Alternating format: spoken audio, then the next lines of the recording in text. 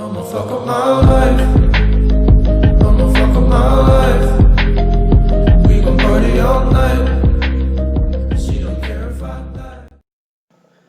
Buenos días, buenas tardes, depende de la hora que ustedes vean este video.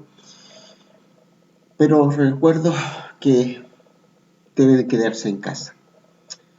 Cuando nos iniciamos hace ya rato este sistema, por allá por el mes de abril, mayo, cuando comencé a contactarme con ustedes a través de estos videos, pensábamos que las cosas en unos cuantos meses y ya íbamos a estar en condiciones de volver a clase, a la sala de clase, contactarnos. Tampoco el tiempo que estuvimos y nos pudimos conocer fueron solo algunas clases, pero ha pasado harto tiempo y ya estamos en mes de octubre y todavía estamos en esta condición. Y una de las razones porque mucha gente aún se mantiene activo, está en la calle, caminando, contagiando a otros, porque no han escuchado a las autoridades y no se quedan en casa.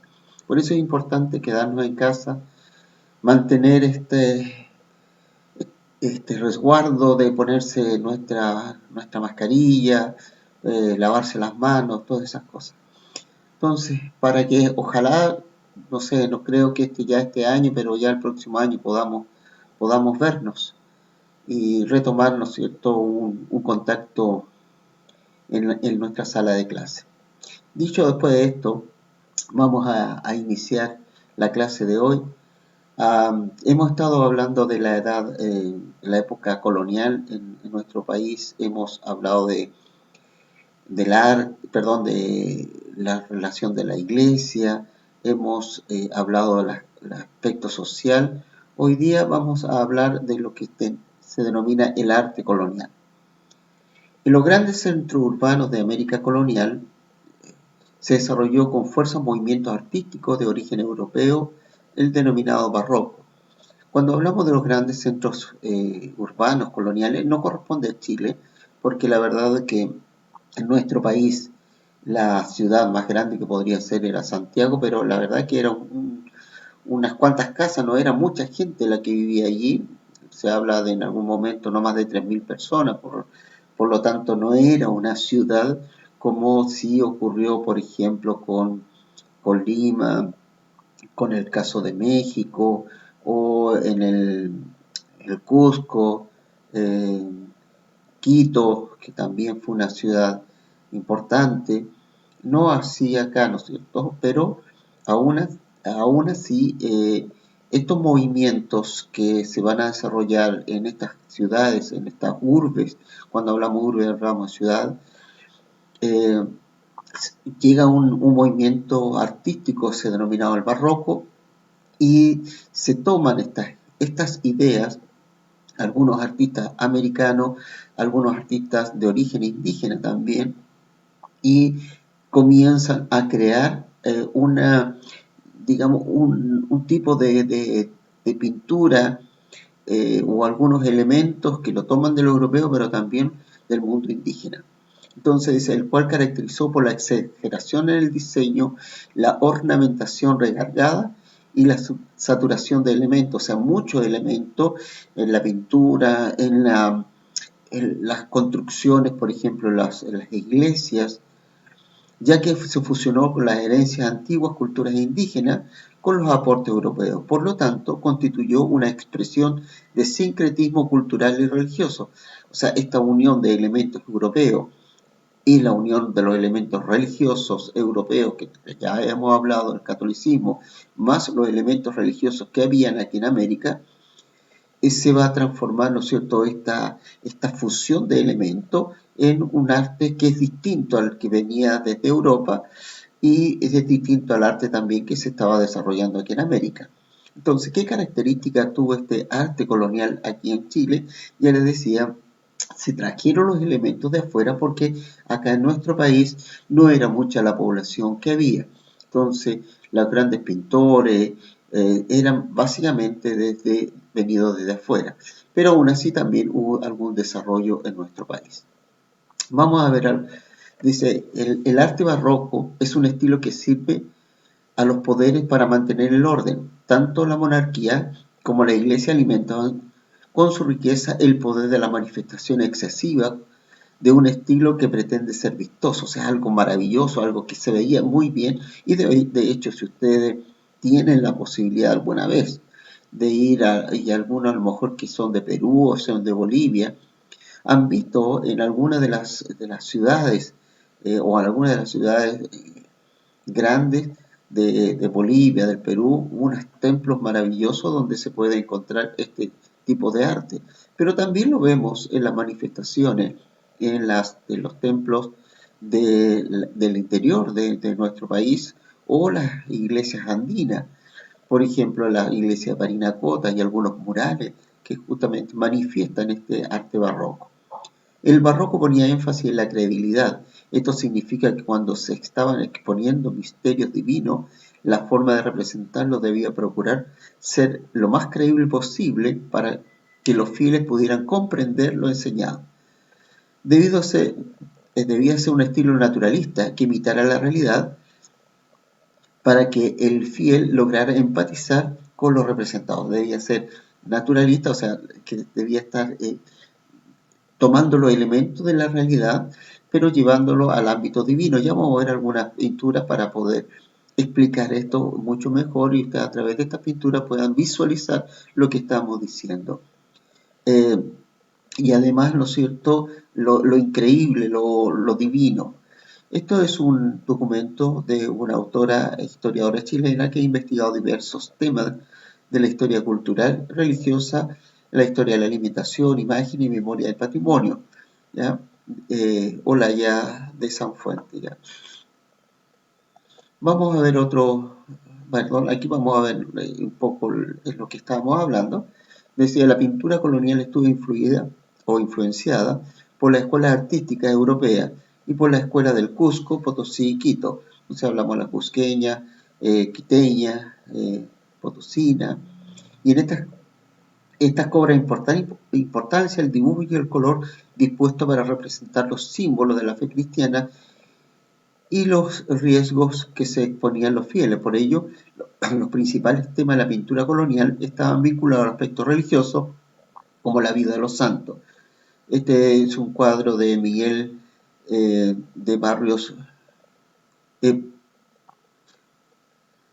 Es el patrocinio de San José. Si ustedes miran, ¿no es cierto?, en el caso de San José,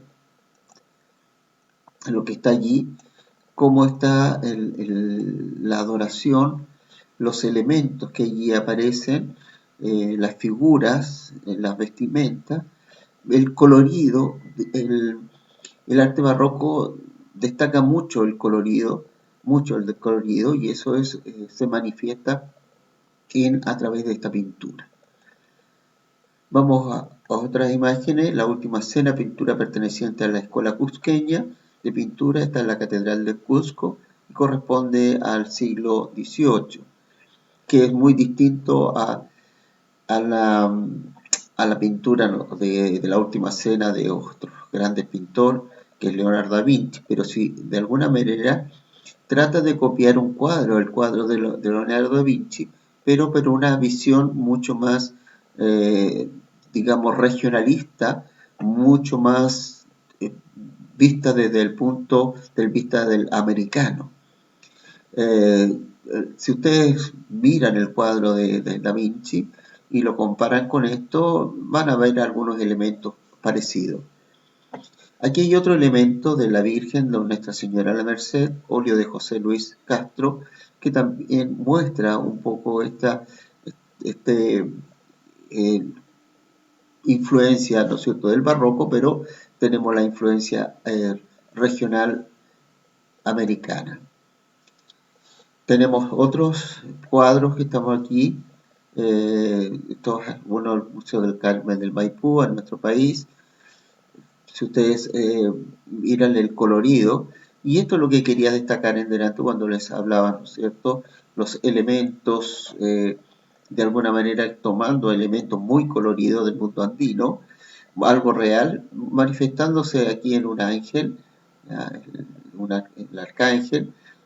Por las alas mostramos, ¿no es cierto?, que puede ser el ángel, pero con elementos y coloridos del mundo andino, tomando los elementos también de los colores y que representa de alguna manera también al español.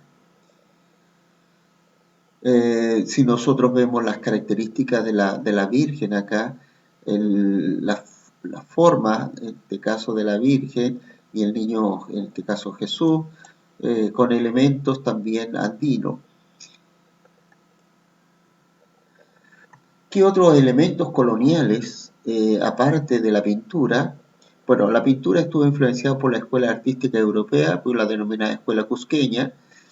Sus principales temas estaban vinculados al aspecto religioso, como la vida de los santos, ya lo vimos, ¿no es cierto? En el caso de la literatura, destacaron las crónicas. En estas se relataban hechos que habían sido experimentados por sus autores. Entre los cronistas más destacados de la época se encontraba el sacerdote jesuita Alonso de Ovalle, quien escribió en 1646 la histórica relación del Reino de Chile. En la arquitectura, expresada principalmente mediante la construcción de iglesias, en que destacan los espejados de madera, los altares y los campanarios. Aquí aparece, ¿no es cierto?, la iglesia y convento de San Francisco en Santiago, que es la arquitectura expresada principalmente a través de la construcción de iglesias, ¿no es cierto?, que se destacan en aquella época. Vamos a ver también otras fotografías de iglesias. Y en el caso de la escultura, influenciada por la escuela también cusqueña, buscaba representar la figura humana en forma realista, siendo sus motivos más comunes los religiosos. Habitualmente, ¿no es cierto?, a través de las figuras de algún santo, y eso es lo que nos demuestra un poco la escultura. Vamos a ver otras iglesias, en este caso la iglesia de Parinacota, tiene los rasgos andinos, pero también tiene los elementos españoles, el hecho de ser una iglesia. Aquí hay otra figura, esto es un grabado que representa un poco la iglesia, esto es en nuestro país, en alguna ciudad pequeña, pero destaca lo principal en la iglesia, es el tipo de construcción que se hacía, estos son los campanarios. Esta es la Catedral de Santiago, que es posterior, pero con mucha influencia de la arquitectura que nosotros estábamos hablando. En este caso, aquí hay un escrito de una adaptación del escritor que habíamos dicho, el cronista Alonso de Ovalle, la histórica relación del Reino de Chile. Alonso de Ovalle fue un religioso jesuita y cronista en Chile. La crónica no es historia, pero tampoco es un relato sin la historia. Me explico. Los cronistas eran un poco, ellos escribían lo que ellos estaban viendo, pero de acuerdo a su visión o su perspectiva. Entonces ellos escribían y nos sirve mucho para poder entender y comprender lo que se estaba viviendo en aquella época. Pero no necesariamente su visión es a veces lo real. Vamos a leer qué es lo que dice acá. Voy a explicar un poquito. Dice, su vestimenta es de varios y vistosos colores que dan a la lana con que hacen sus tejidos. Lo que está diciendo es que sus vestidos son de muchos colores, que son de lana, con lo que hacen sus tejidos. Sin embargo, es muy sencillo. Aunque tiene muchos colores, son muy sencillos. No usaban forro de ninguna de las piezas que viste y ponen por debajo de otra. O sea, en otras palabras, esa lana no tienen un forro de otra tela, sino que están vistiendo solo con eso. El calzón casi hasta la rodilla o poco más abajo. Más que un calzón es una especie de pantalón, ¿ya? Y está hablando de un hombre, no está hablando de una mujer. Más abierto y suelto como el calzón del lienzo.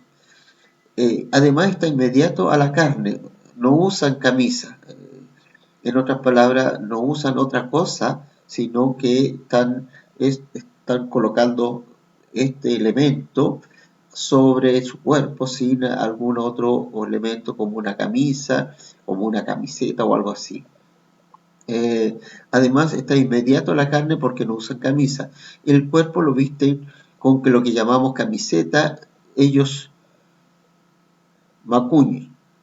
Esto no es otra cosa que un trozo de tela de lana de una vara y media con la abertura en medio y que la atan a la cintura con una cinta o con un cordel. La cabeza va también descubierta, atada con una con una cinta de lana de varios colores con unos flequillos. Esta prenda se la levantan o quitan del todo de la cabeza en señal de cortesía, como nosotros lo hacemos con los sombreros. Ahora, ¿de quién está hablando acá? ¿Está hablando del español? Definitivamente no, ¿no es cierto? Está hablando posiblemente eh, de un indígena. Eso viene después de cuando ustedes tengan de desarrollar la actividad, viene como pregunta. En el caso de la escultura estuvo influida por la escuela cusqueña. Esta escuela, a través del material como la madera, buscaba representar la figura humana en forma realista, siendo los motivos más comunes la Virgen María, Jesús y los santos de la Iglesia Católica. Esta es la representación de San Francisco de Asís, que corresponde al siglo XVIII. Esto es el museo del Museo Colonial en Chile, de la Iglesia de San Francisco, que en el momento anteriormente la veíamos. Esto, si ustedes se fijan, no es en piedra, sino que es en madera y representa al Santo San Francisco de Asís, que corresponde, ¿no es cierto?, a la Iglesia de San Francisco. Y está influido, ¿no es cierto?, influenciado por la escuela cusqueña. Esto es más o menos en el arte que se va a desarrollar durante la colonia en América, pero en Chile fue mucho más pobre porque la cantidad de población que nosotros teníamos era muy poca. Las preguntas. Según la fuente A, ¿cuáles son las principales características del barroco? ¿Qué objetivo perseguía? ¿Cuál era el barroco? ¿En qué consistía? Esta es la unión de estos elementos. ¿Qué objetivo perseguía? Está allí. Se lo voy a retroceder para que ustedes vean dónde estaba el objetivo. Está muy claro, dice el barroco sirve para poder mantener el orden tanto de la monarquía como la iglesia. Ahí está el objetivo. Ese es el objetivo. La otra pregunta dice, ¿por qué habrá sido tan importante para la pintura barroca representar los símbolos de la fe cristiana y los riesgos a que se exponían los fieles? ¿Por qué? Recuerden que lo que ya hemos hablado, lo que hemos conversado, que tiene que ver con la Iglesia Católica, su influencia aquí en América, y qué pasaba con aquellas personas que no creían eran castigadas y muchas veces encontraban la muerte. ¿A quién describe el cronista? Infieren, ya dijimos, ¿no es cierto?, tiene que ver a un personaje indígena. ¿Por qué le interesaría hacerlo? ¿Por qué le interesaría describir a un personaje indígena?